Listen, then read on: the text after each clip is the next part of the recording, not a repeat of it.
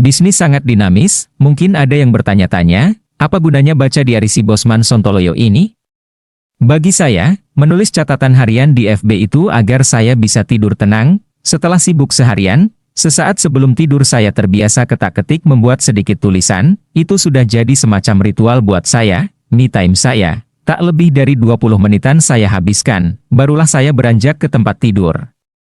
Minggu ini salah satu minggu yang paling menarik yang saya lewati dalam kehidupan saya dalam berbisnis. Kalau saya menulis dalam status saya mungkin bisa 10 tulisan, dan pasti hal itu membosankan bagi banyak sahabat, meski banyak hal yang saya bungkus, seperti nama dan tempat. Peristiwa dalam tulisan saya 90% benar adanya, fakta.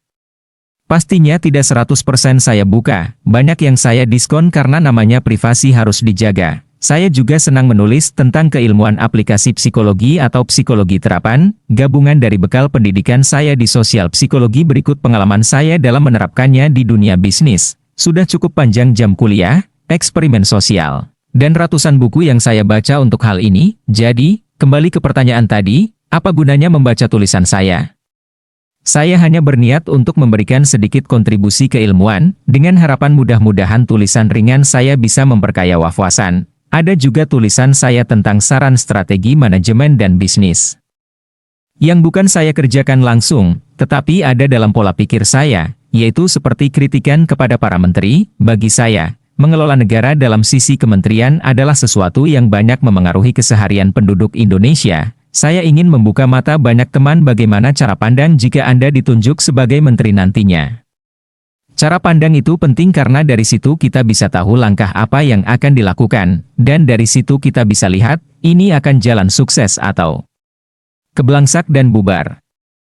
Di sisi bisnis, saya mendapatkan hal yang baru, setelah lebih dari 25 tahun mengambil jalur entrepreneurship, ada saja peristiwa yang baru, bisnis itu dinamis sekali sehingga saya sulit percaya ada orang yang namanya mentor bisnis kalau dia tidak menjalankan bisnis atau tidak punya bisnis. Saya merasa bisnis sangat dinamis, sangat volatile sekali dalam 15 tahun terakhir, kalau mereka tidak menjalani, hanya mengikuti dari media, ibarat jauh panggang dari api ilmunya, hanya bisa mengutip.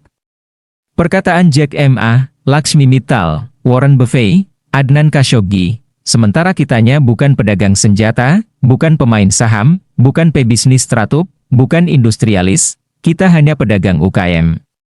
Lalu nyambung di mananya, misalkan kita menceritakan orang-orang sukses, sementara karakter orang tersebut tidak pernah dibahas, pasti orang akan terkaget-kaget ternyata Raja Minyak Jean Paul Getty tidak pernah beramal, tapi sangat kaya, Rockefeller sangat pelit, Donald Trump sangat manipulatif. Steve Jobs anak haram yang hidup dengan narkoba selama lebih dari 20 tahun, Bill Gates anak orang kaya, yang mana saat dia sekolah saja kekayaan ayahnya sudah mencapai 50 juta dolar Amerika. Hal-hal seperti itu tidak pernah dibahas bahwa mereka semua manusia dari berbagai kalangan yang sukses, bukan karena apa yang diketahui oleh banyak orang. Yang dipublikasi hanya 5 hingga 10% saja cerita sukses mereka. Dan percaya saya, ini mungkin bukan menjawab pertanyaan mengapa semua buku sudah digarap, dibaca, tapi kita tetap nggak berubah apa-apa, ada mungkin, tapi sedikit. Dan, bagi saya itu juga bukan salah-salah banget, hanya kurang luas. Karena itu saya yang merasa selalu bersama dunia bisnis saja selalu tergopoh-gopoh memahami fenomena apa di tahun ini dan apa yang akan terjadi di tahun depan seterusnya, strategi apa yang dipakai, dan satu hal yang diingat, jangan pernah pakai strategi sukses masa lalu, zaman telah berubah, buatlah inovasi baru, buat jalan baru, cara pandang baru. Seperti saya yang baru saja melakukan apa yang tidak pernah saya lakukan sebelumnya, apa yang si Sontoloyo lakukan sih? Kok hal baru? Apakah ini benar strateginya? Sudah kepanjangan, kita jeda sebentar, coffee break ya. Jangan pernah pakai strategi sukses masa lalu, zaman telah berubah, buatlah inovasi baru, buat jalan baru, cara pandang baru, cara pandang entrepreneur pasti tabrakan dengan birokrasi dan regulasi.